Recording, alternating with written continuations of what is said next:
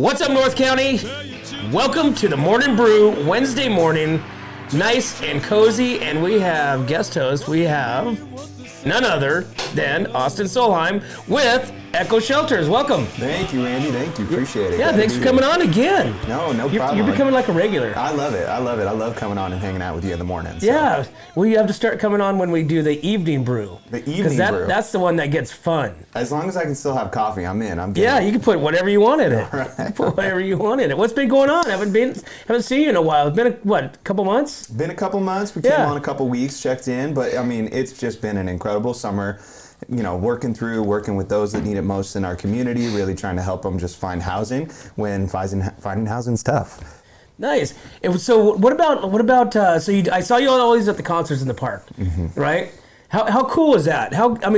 Just being in this community, and just being able to have that, Wednesday night, massive amounts of people, and for the most part, the weather pretty much was pretty mild. There's a couple cold nights, but how was that?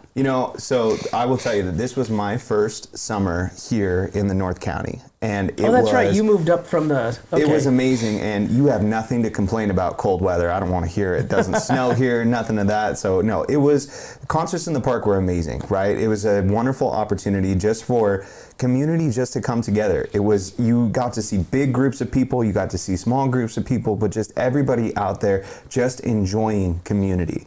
And that was amazing. I mean, the music was great, the food was great, the atmosphere was great, but just having that, being able to just sit in your community in the park, listening to music, I mean, that's what North County's all about. And it was just absolutely wonderful just to spend time together, to see friendly faces, to see your face out there, and just meeting people from the community, but also for me just to be there with my family, watching my little one just dance to the music and just have a wonderful time. It was a great summer, and I'm looking forward to next summer. Yeah, you always, after the concerts in the park, and you're like, I never want this to end, it's like, what can we do now, and it's like, then life takes off again, and it's like, how did you have time to go and hang out on Wednesday nights and, enjoy that time? But then, you got, gosh, now we're in the middle of September, we're going into the fall times. You got, Thanksgiving coming up, you got Christmas coming up, you got the New Year coming up. And then it's just like, it all starts over again. I know. I feel like summer's getting closer and closer, and we haven't even hit winter yet. Right? I know. I can't wait. Well, like I said, I mean, the weather this summer has been kind of wicked. It's kind of been, unpredictable. You don't know if it's going to be hot. I mean, literally, this is that time. You don't know if it's hot. You don't know if it's going to be cold. Heck, it might rain. I mean, look at a couple weeks ago, rain and thunder and lightning at nighttime. I think that was on a Friday night, like 3 weeks ago. But like I said, Mother Nature is just unpredictable right now. It is. I'll still never get over the fact that when I was talking about moving here with a couple of my friends here, every single person told me that it doesn't rain here. And this past year has been very, very different from that statement. Right? They probably said it doesn't rain and it's super hot during the summertime. It's been a great summer. I don't know what they're talking about. There's only a couple of days. I mean, usually they're right. Usually we haven't had a lot of rain, and usually summertime is just blistering. But there's been a couple there. I mean, obviously the fair, for whatever reason, they can have the fair in August, they can have the fair in July, they can have the fair in June, and just during the fair time, it is 110 degrees. It's like looking down going, okay, there's the fair. All right, let's turn up the heat. I feel that. It was pretty hot at the fair. Right? I'll give you that. It's like crazy. It's crazy times. So you're a football guy, right? I am. So who do you like? NFL-wise, I'm a 49er fan. Man. I got to tell you, but more Eric, importantly... we got to start pre-screening people. More importantly, I will tell you, I've been following around with some of the high school football, and I'm a North County fan, and that's all I'll say on that. So which games have you got? So I've got a couple of the Paso games and a couple of the Atascadero, and then checking in with you on a regular basis and just seeing how Templeton's going. So the game that you're going to want to catch is going to be the Atascadero and Templeton game. Okay. That, I believe, Eric, we have the schedule. I believe that is the 6th. October 6th, which is in 3 weeks. All right. That is going to be the game. That's going to be the game to completely, come out and check out. If Tascadero played last week, they beat Santa Maria, which they opened up their league play last week against Santa Maria. This week, Templeton plays Santa Maria, opens up their league. And if a Tascadero has Slow this week, Templeton has Santa Maria this week. I don't know who they have next week, but if they can both pull off wins to have two North County undefeated teams, that's gonna be a showstopper right there. I love it. I'll tell you, when I was just starting to work for Echo, we had gotten a couple of sweatshirts from Atascadero High. Right, some extra donations. I think something, maybe the stitching was off on them. I can't remember, but I had brought those up to our location, our campus up in Paso, and I was working with a gentleman, and he was like, "Hey, can I get a sweatshirt? It's going to be cold." And I was like, "No problem." So I go in, pull these out, and I hand this sweatshirt from Atascadero High to this man. He looks it over. He's looking at both sides. I'm like, "Is something wrong with it? Is it the wrong size? Do you need another one?" And he goes, "Man, I went to Templeton. I don't think I can wear this." Oh, no kidding. Absolutely. Just that community and that rivalry is just still there throughout our community, and it was just awesome to see. I said, "No problem, let's find you something green." Well, this is going to be a first time in a while Tascadero played Templeton last year in Atascadero. So this is the first time Tascadero is going to be coming to Templeton. All right. And, you've been to games in Tascadero where, the fans, you got the stands. There it is. What's Tascadero is the 6th. So, yes. So we got Cabrillo. What is that? Cabrillo on the 28th. So Santa Maria, Cabrillo, and then Atascadero. So is that... I can't read. Where? What is... Pioneer Valley? No, Cabrillo. Is that home? At Lone Park. That's... Okay, so there's 2 away games, and then home against Tascadero, home against Pioneer Valley, probably home for Morro Bay because we played there last year. And San Luis is probably home too? It's got at Pioneer Valley at Santa Maria, Morro Bay at Templeton, San Luis Obispo at Templeton. Okay. So... yeah. So we'll basically pump up the last part of the season. But like I said, October 6th, you want to get there early. All right. You want to get there early. It's going to be a jam-packed. If you've ever seen a Tascadero and Paso game, there is nowhere to sit.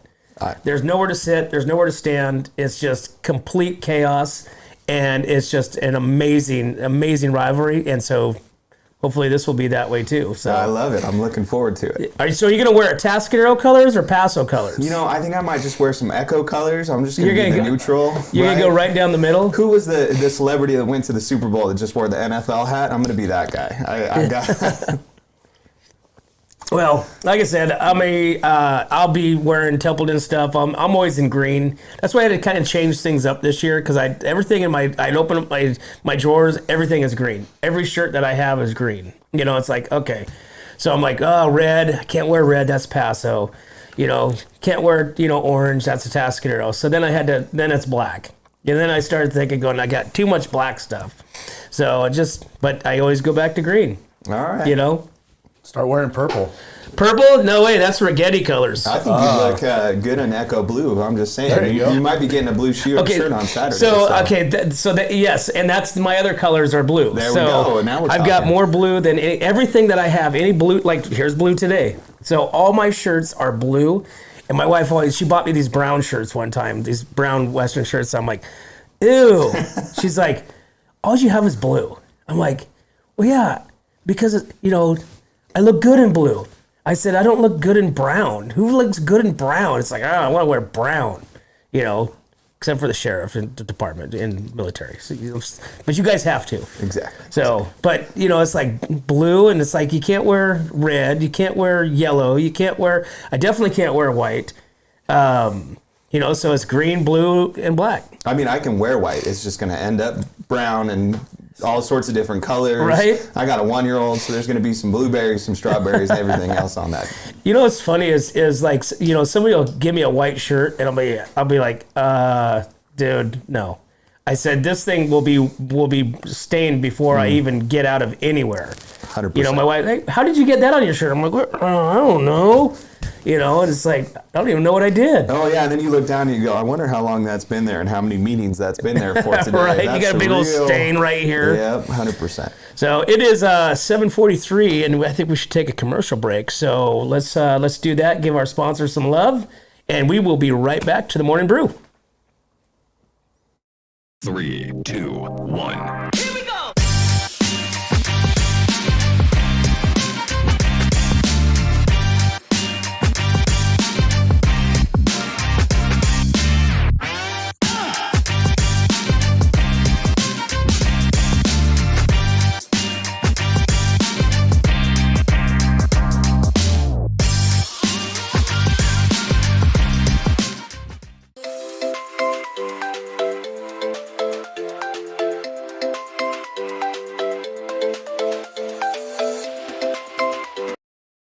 Welcome back to the Morning Brew. We are taking a step back into time. And we just like that picture. We just like the brew at the zoo. We had so much fun. We just always want to show it.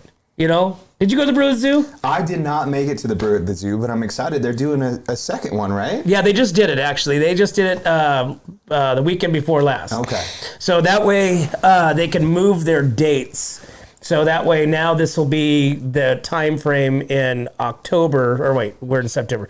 In September, so then that way every year it's going to be, you know, the same weekend. So that way it doesn't conflict with, you know, I think they did it on Cinco de Mayo. I mean, there's just so much stuff going on during that period. So they moved it forward. They did it a Brew at the Zoo 2, and then that's going to be their annual, you know, time frame. So next year, Brew at the Zoo will be in September as well. All right. So let's see, what do we got? Let's talk about a little bit about the long walk home. Let's talk about that. So that's this weekend. That's what we're kind of helping to push for. And so again, let's go over that. Tell me a little bit about it. Yeah, so this is Long Walk Home is a very community focused and just really fun event. So it is a fundraiser that we do for El Camino Homeless Organization. We do it. It's the only fundraiser that we do that is based out of one of our campuses here in North County. And the core of it is that it is an awareness march. So really it is community members that are coming together. We start at our Atascadero location. We walk underneath the freeway, down through Sunken Gardens, and through the heart of downtown Atascadero. We all kind of come together. We take a picture right there in front of the Rotunda building, and just, it is all about just community, togetherness, being there. And then after that march, when we're going through, we come back to Echo for a barbecue and just a community day. We have live music, we have cornhole, we have tours of our campus, of our shelter. We have an amazing barbecue that's made and donated completely by some volunteers from our community who are on site there cooking it that day. It's just a really fun, focused event, family friendly, dog friendly, all the wonderful things. We just want people to come out to participate, just to be there with us and celebrate community. How many people do you think will participate? How many participate? Because this is what, the 20th? This is the 12th annual. 12th, okay. Yeah, so Echo has been around since 2001, and this is Echo's longest running event. So this event has been going on for 12 years. Oh, so that's been going on longer than the Empty Bowls? And longer than Empty Bowls. Huh. Yeah. Because Empty Bowls has been going on for a while too. Yeah, I think we're on our 7th or 8th year coming into 2024. Gotcha. And so, yeah, this is the longest standing event, all right? And it is, it's going to be fun. It's just got a lot of history. You get a lot of people that helped found, right? You know, really created the foundation, the volunteers that were coming out, because for that first 10 years that Echo existed, from 2001 to 2011, there wasn't a single paid staff member on site.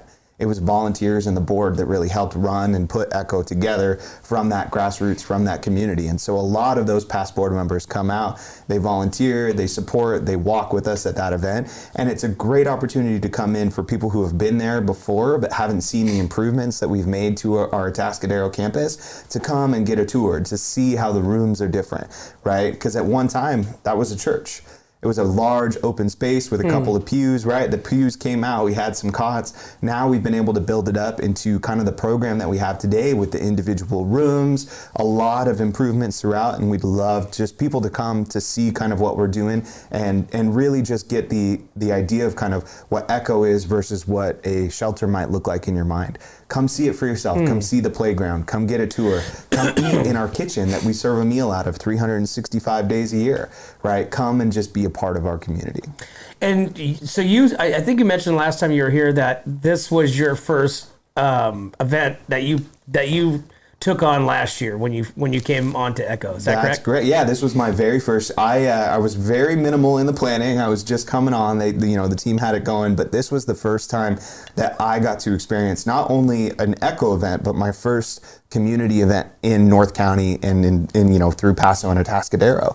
And so this was the first time that I got to really see members of the community that have become some of my long-term friends and partners today, which is incredible. Very cool. And so Austin, so you've been there now a year, right? Almost a year, a little over a year. Yeah. What's the biggest change that you've seen, from last year to this year that you can really relate to and go, man, that's been something that, we really pushed for and we were able to make that change? It's a good question. I think when we talk about it as an organization and we just talk about really focusing on celebrating those individual successes. For us, we know that success just looks different for every person. And on top of that, it's going to look different in each community, right? We are, we're very proud. We're an organization that serves all of SLO County, but we have campuses in Atascadero and in Paso Robles. And when it comes down to it, we're serving people from Atascadero, Templeton, and Paso Robles as the majority. And we have to, really, even though we're a North County organization, right, we have to focus those services on the people from Paso Robles and the community and the housing that's available in Paso Robles and the resources that are available there, the school system that's there. Same thing with Atascadero.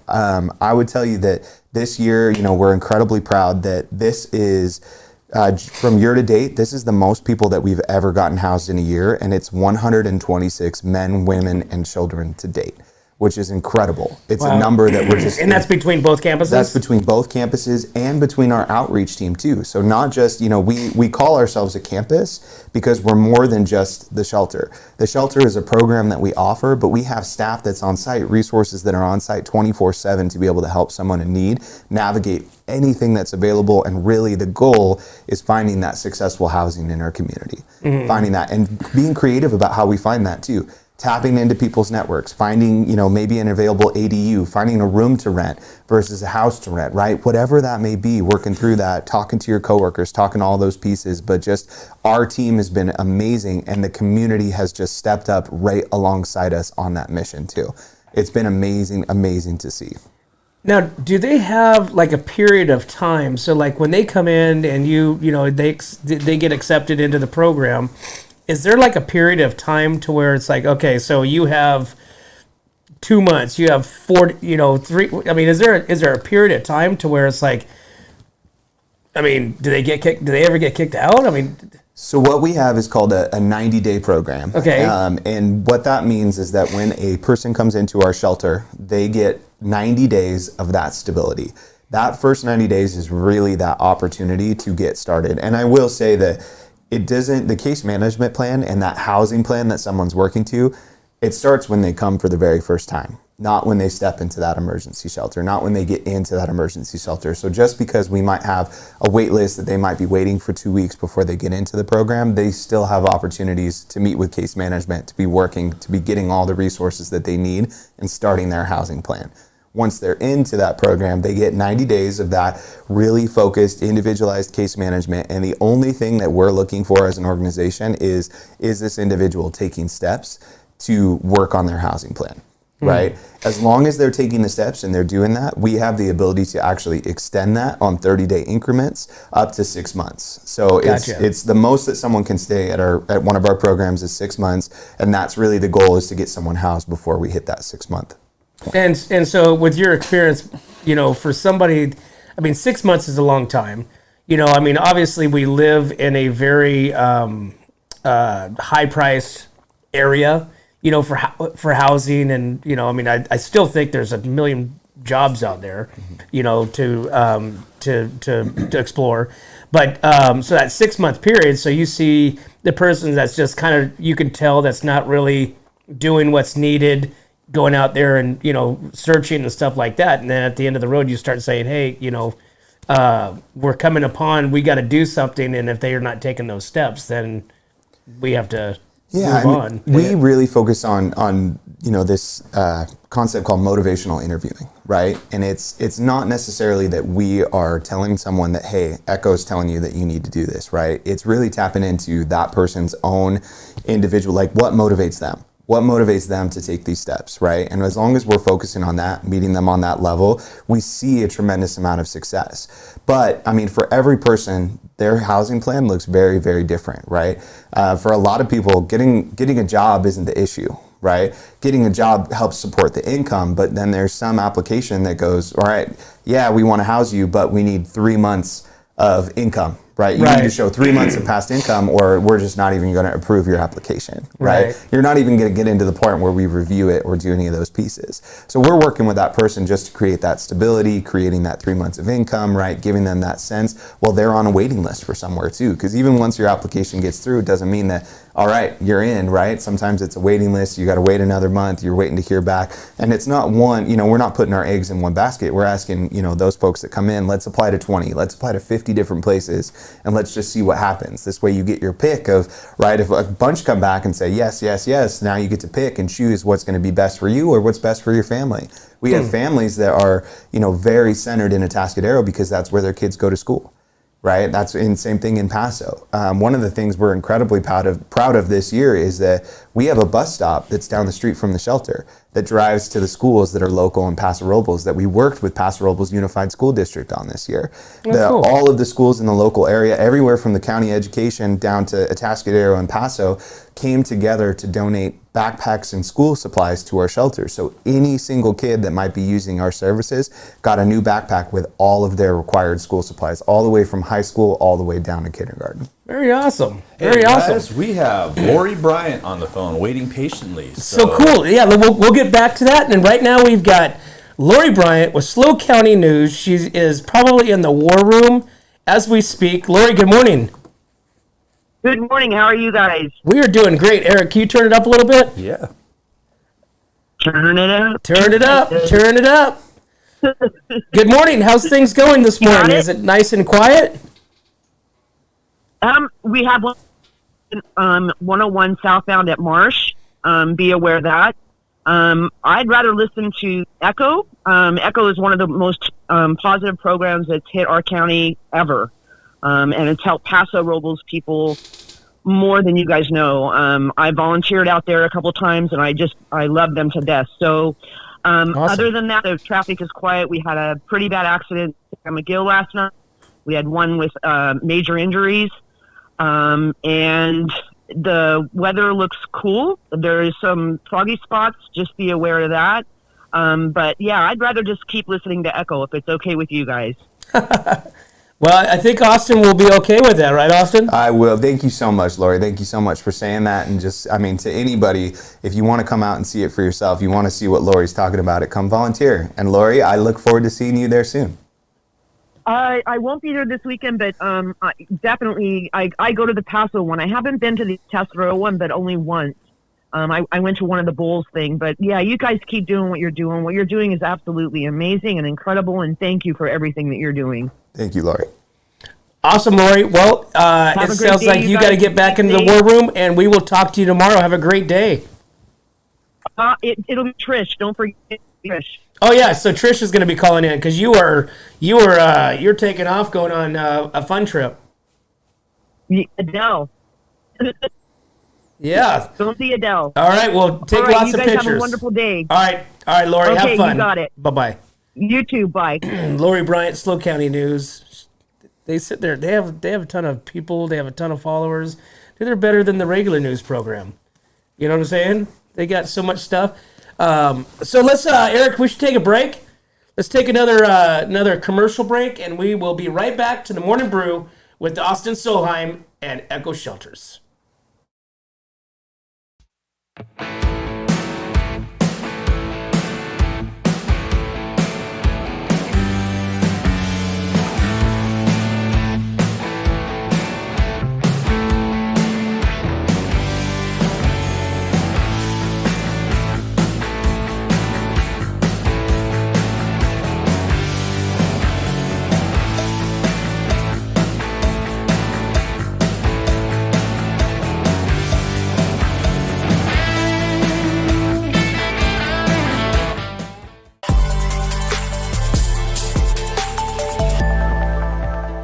Hi, welcome to Kennedy Club Fitness, where we have something for everyone. We have weights, cardio, group exercise classes, racquetball, basketball, swimming, and pickleball coming soon. Here at Kennedy, we're committed to health, wellness, and community. Stop by any of our 4 locations: Paso Robles, Atascadero, San Luis Obispo, and Arroyo Grande, or check out our website at kennedyclubs.com.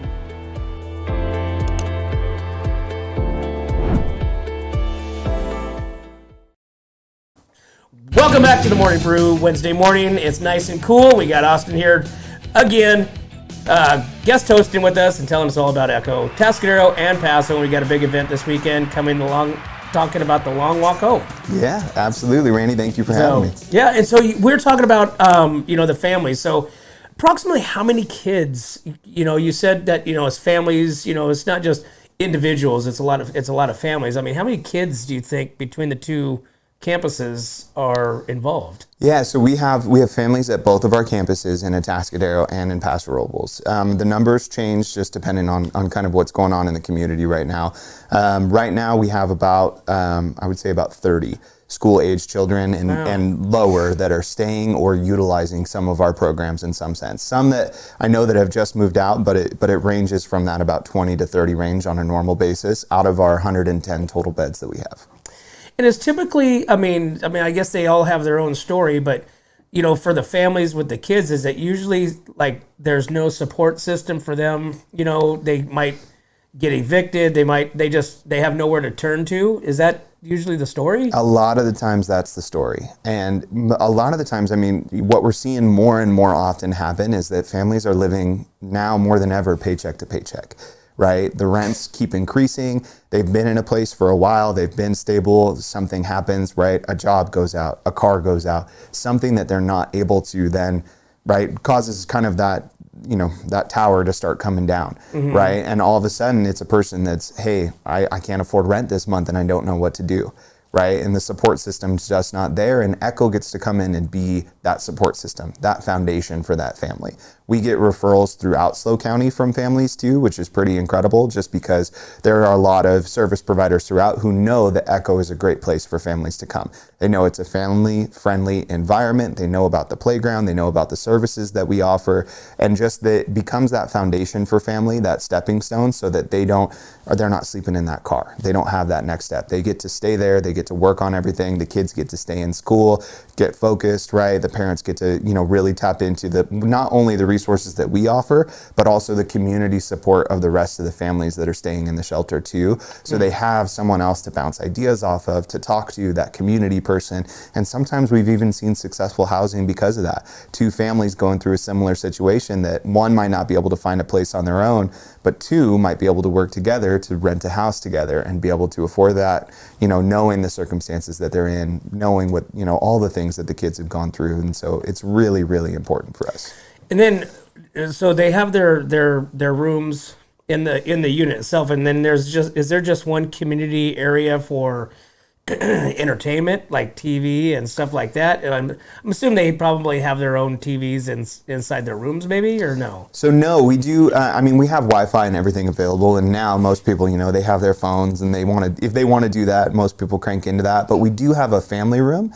Especially in our Atascadero, and then eventually we're actually building one in our Paso Robles location. But that family room is exactly, that media room is all about that. It's some couches set up. We have a movie night that goes on almost every single night. And it just becomes kind of that family room more than anything, where people can come together. And then in Atascadero, we have our kitchen as well. So we have a commercial kitchen in Atascadero where every single morning and lunch, all of the residents of our program come together and they're cooking meals. Some people are cooking their own stuff, but a lot of people come together and go, okay, you cook this, I'm gonna cook this. I'll tell you, I come in the morning sometimes and I'm like, okay, there are pancakes, there's French toast, there's eggs, there's bacon, and every single person took a different responsibility and made those so that they could just have that sense of community and eat together, which is really incredible. And then up in Paso, we're blessed because we have a beautiful outdoor space. So we've actually taken what was a old Motel 6 pool area, filled that in, put DG over the top, and then we have a catering tent that we've strung bistro lights through. And so it becomes just this beautiful outdoor space where people are hanging out together, or have a group that hangs out there and has coffee every single morning. We're putting out lots of snacks that are donated, or you know, we're working through partnerships with the food bank, but it just becomes that community center. And we've even at both of our campus started a gardening program as well. So we have people that are out there just sitting in the garden hanging out, where, you know, the fruits, the vegetables, everything is just growing wonderfully right now. Oh wow, that's pretty cool. Yeah. Well, speaking of that, let's talk about the police outreach here in Atascadero. So, a police outreach team aids 10 homeless individuals in housing efforts. So, in a span of 3 months, the Atascadero Police Department, our CAT team has made 365 contacts with individuals experiencing homelessness, ultimately providing housing and or shelter assistance for 10 of them. Among these cases, 2 individuals have successfully secured permanent housing, while 3 others have commenced a 90-day program with ECHO. That's you guys. That's right. The remaining 5 individuals have enrolled in ECHO's 90-day housing program with each of the various stages of recovery and rehabilitation. So this is part of you guys right there. So with the outreach from Atascadero. It's been a really awesome partnership that we've established with the Atascadero Police Department and the city of Atascadero through our team. So it's their team that goes out into the community doing outreach and partnering with our outreach case manager. So ECHO's outreach case manager going out, connecting with those people, and just offering services to everybody. You know, we know that, you know, the encampments they're prevalent, right? Everybody wants to know what's going on, what's happening, all of those different pieces. You know, who's helping the people that are on the streets right there? Who's helping that person in the tent? This is our opportunity to go be that service and be that provider for them. We know that, you know, in the tents and in the encampments, everything's always changing, right? Whether it's the weather outside, being hot, being cold, we know that there's different enforcement, different pieces that are coming in, but we get to be that constant, and we just get to say, hey, I'm going to be here every single couple days, right? I'm going to be here every Monday, every Wednesday. I'm going to be here at this time. Let's talk, right? Let's build that trust. Let's build that relationship. And through that consistency, it's created opportunities to connect with people in those encampments, to bring them into a lot of our services, right? Whether it's been our relationships and our outreach up in Paso and our relationships up in Atascadero too. So also, you go out into these encampments yourself. Absolutely. So we go out, we have an outreach case manager that's dedicated. So someone from ECHO's team is consistently going out into the community. And when we have the ability to partner with, outside resources, people from different programs, all the way from Santa Maria all the way up, we create those connections to be able to go out, whether it's in the riverbed in Paso or by the riverbed down in Atascadero too. Now, do you go out by yourself, or you go out with like an officer, or how does... So it depends. It depends. In Atascadero, we've seen a lot of success going out with the officers and the teams out there, right? But occasionally there are individuals that, sometimes, it's hard when you see that police officer come in, and it's hard not to get that little bit of like, oh, am I in trouble? What am I doing? Anybody does, even when you're not doing anything. Hey, a cop pulls up behind me, even though I'm driving 5 miles under the speed limit, I get a little bit tighter on that steering wheel. 100%. You're like, don't blow it. So it's that same concept. Sometimes it has to really depend on that individual, right? Sometimes it's, hey, we're just going to come out with a couple of case managers. It's going to be maybe two members of our team. Maybe it's going to be us and a member of a different team from a different organization. And sometimes it's, hey, let's not meet at the encampment, right? Let's find a place like the library, a coffee shop, somewhere outside of that we can meet. Let's go meet in the park. Let's go meet somewhere outside of that to get out of that environment, just to have a one-on-one conversation. So it really depends on that individual, and just being flexible with that approach to really meet that individual's need. The whole goal of our outreach team is just to build trust and relationship. being homeless, being on the streets is an incredibly isolating experience. And our goal is to just try to break that isolation, to really create that consistency with just our workers, our case managers, and to invite people to our services and to our programs and throughout, programs throughout our wonderful county too. And so how is it received when you walk on, like, say you walk in yourself, you walk into the first encampment, you walk in, to the first approach or first contact. I mean, how does that usually play out? Is it kind of a little bit tense? Is it more of a, do they like, hey, get out of here? You know what I'm saying? There's none of that. It's never get out of here, but there's definitely a, what are you doing here, right? It's that. So I give this example kind of bit, like this is a question that comes up and they go, oh, why don't people just, you're coming there, you're offering services, or even the police have been, and they've told me, oh, I'm coming, I'm offering services, but they just don't want it. And I'm like, there's a couple of things. So if I were to walk up to you right now, Randy, and I said, hey, I want to give you $1 million, right? What would your first instinct be? Why? What's the catch? Right. Why are you giving me $1 million? So it's the same concept when someone's homeless on the streets and they're in this and you come up and you go, I want to offer you housing. Why would they have a different reaction than why? Mm-hmm. Right? Like, who are you? What is the catch? What are you trying to sell me? Right. It's that same exact reaction that we have on a regular basis. Of course we want $1 million, right? Of course we want that help, but if our first reaction to that is why, who are you? Like, well, what's the catch? Mm-hmm. How do you expect someone that's homeless and someone that's been taken advantage and scared? They're in that fight or flight. They're protective of everything they got because they don't have much. And this is what they use for survival. It's that you have to build that relationship and trust, right? So someone random giving me $1 million, but Randy, if you came over and told me, because I've been Austin, with this, I want to give you $1 million. I'd say, hell yeah, Randy, what are we doing, right? It's because we've built that relationship and trust, right? We've built that connection in those different pieces, and that is why that would be successful, right? But it takes that time to build that relationship and trust with someone. Sometimes it takes an hour. Sometimes it takes a week, sometimes it takes a month, sometimes it takes 3 months, right? But if we can be that constant in their lives that we know are ever changing, if we can be that constant, we're gonna be here every single Monday at 12 o'clock. We're gonna be here every single Tuesday at 3, right? If you need me, you can call me and we'll find a time that we can meet. As long as we can be that consistency, there will present opportunities for us to engage in those services and to offer and for them to be accepted, no matter who they are. Wow, that's crazy.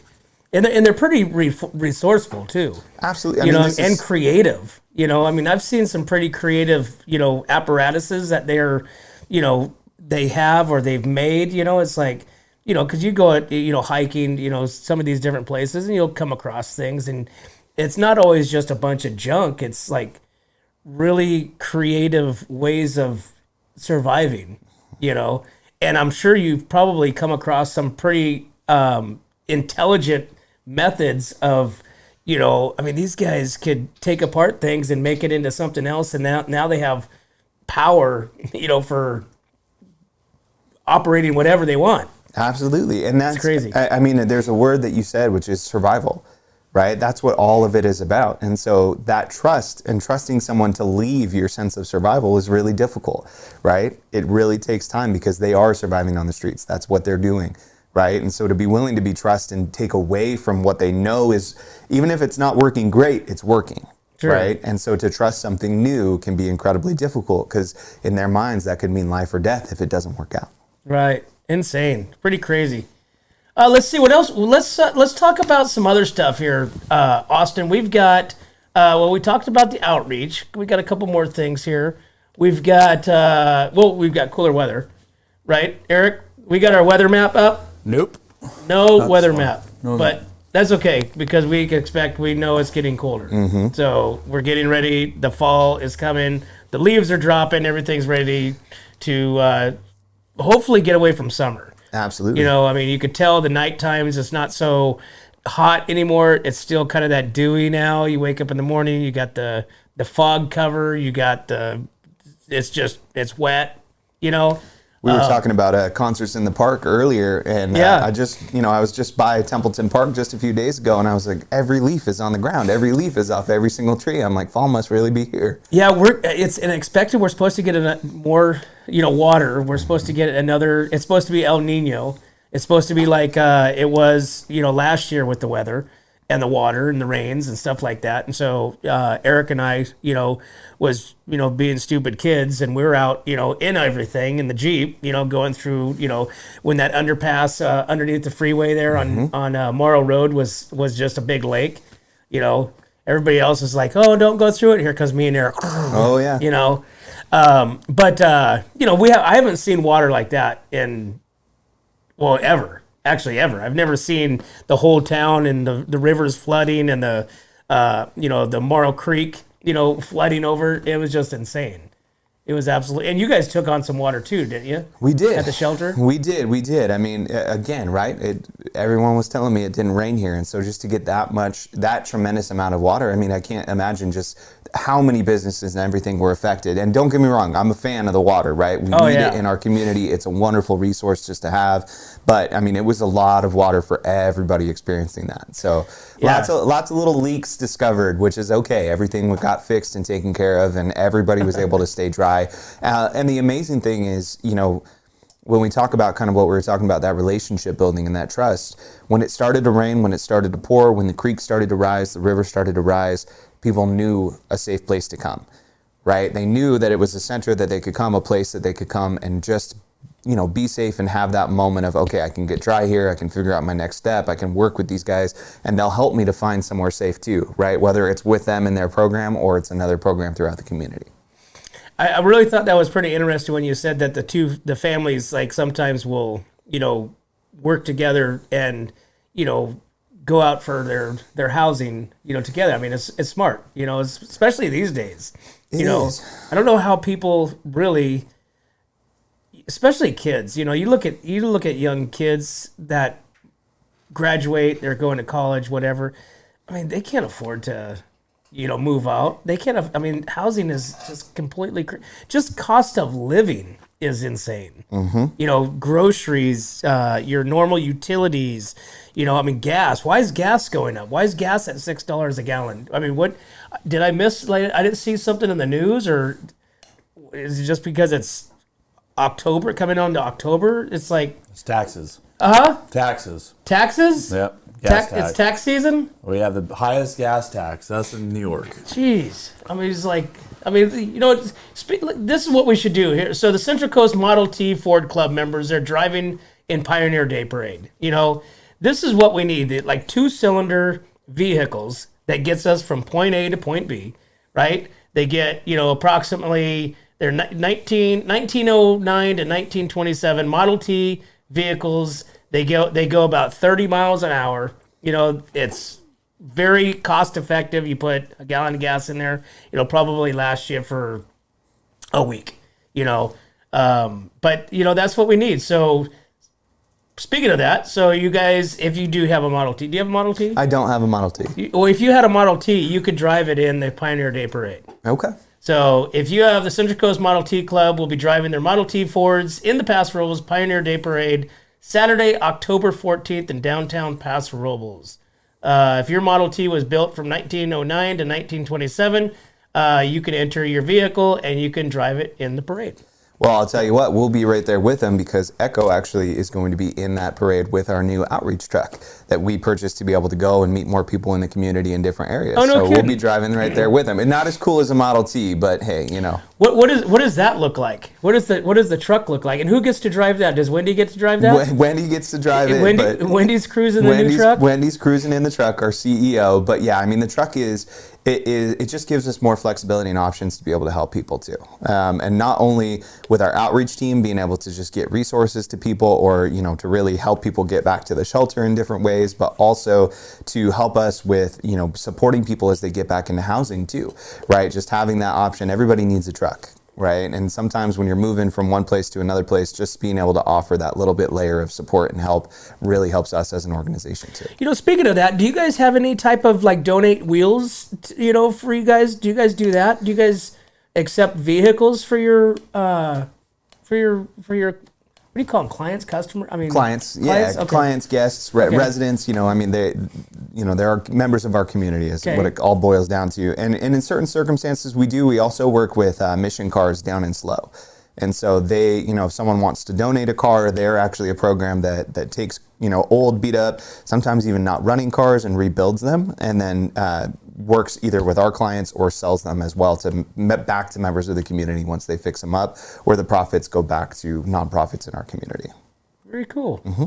Well, right on, Austin. Well, it is 8:18, and we are out of time. You got to head off to a meeting. So remember what Lori said. There's an accident on 101 All right. South, so kind of plan for that. You might want to take a different route or, check out, make sure it's, starting to flow.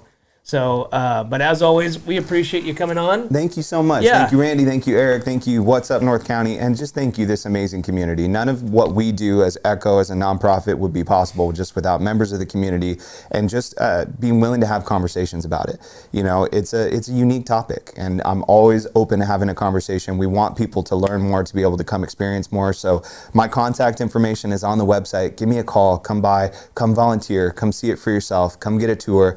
Come to Long Walk Home, get some amazing barbecue this weekend. Saturday, starting at 10 o'clock? Starting at 9 o'clock check-in, and the walk starts at 10. You can buy tickets on our website at echoshelter.org, or you can show up day of. There's a commemorative t-shirt, an amazing barbecue, and then all of the proceeds are going back to really help us make those improvements to both of our campuses in Paso Robles and Atascadero. Awesome. Well, awesome. We appreciate everything you guys do. You and Wendy. Wendy got the truck. Maybe you'll get a bicycle. I'll take it. I'll take it. Gotta get him the Hummer. He gets the Hummer from Borhone Auto. We'll talk to Mark. All right. That sounds good. And you can put it into freedom mode twice. I like and then you have to charge it again. I just want to test drive it. That's all. Yeah, it's pretty crazy. Well, Austin, thank you so much. We appreciate it. Appreciate you coming on and guest hosting this morning, and we appreciate all the information. Thank you, Randy. Thank you, Eric. Yep. Well, there you have it, guys. Make sure you guys check out Echo Shelters. They got a lot of fun events going on, including the Long Walk Home this Saturday. You don't want to miss, and you don't want to miss the Empty Bowls. Empty Bowls, we participated in that last year. It was super fun. It was a great time and great soup. I mean, amazing soup. But as always, guys, we can't do this without you and our sponsors. We'd like to thank Escalar Wines, Wine Travelers Hideaway, Rancho Sestero Meat Cutting, Visit Atascadero, 805 Customs, Hanson Enterprises, El Red Rooster, Pacific 805 Spas, Story Termite Pest Control, 5-Star Rain Gutters, Airflow Filter Services, Borhone Auto, Paso Robles Furniture, and Kennedy Club Fitness, guys. Thanks again. We'll see you tomorrow. 3, 2, 1. Here we go.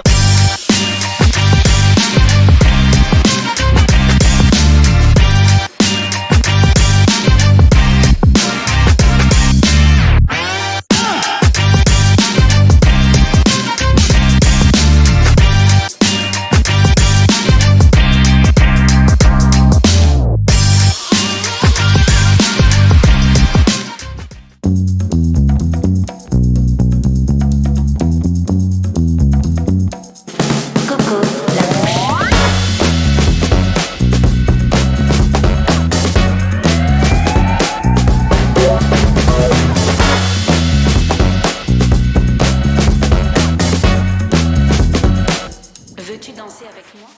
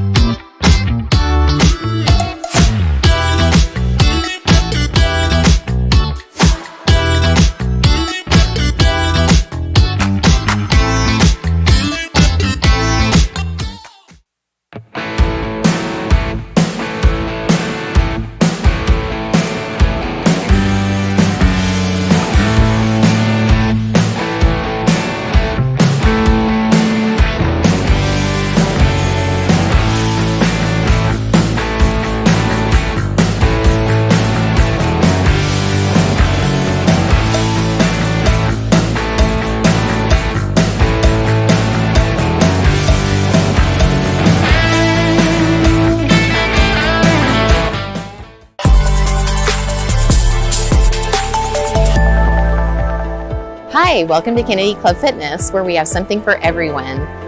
We have weights, cardio, group exercise classes, racquetball, basketball, swimming, and pickleball coming soon.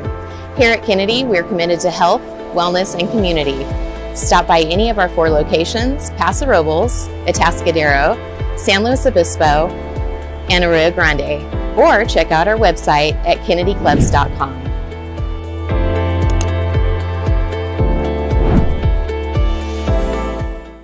We don't just serve it up, we roast it, distill it, brew it, craft it, crank it, bake it, make it, perfect it, cure it, paint it, live it, breathe it, and then we serve it up, all in Atascadero.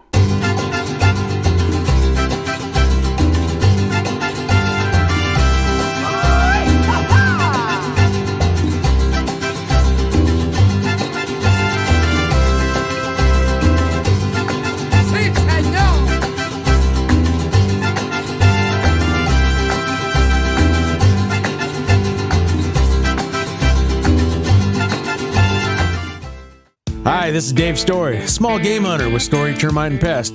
We're a full-service termite and pest control company. From rodents to termites, we can take care of all your pest control needs. Call today. We can tailor a pest control program that will meet your needs and budget. Contact us at 805-460-0650 or at storytermite.com. Remember, we don't have customers, we have friends.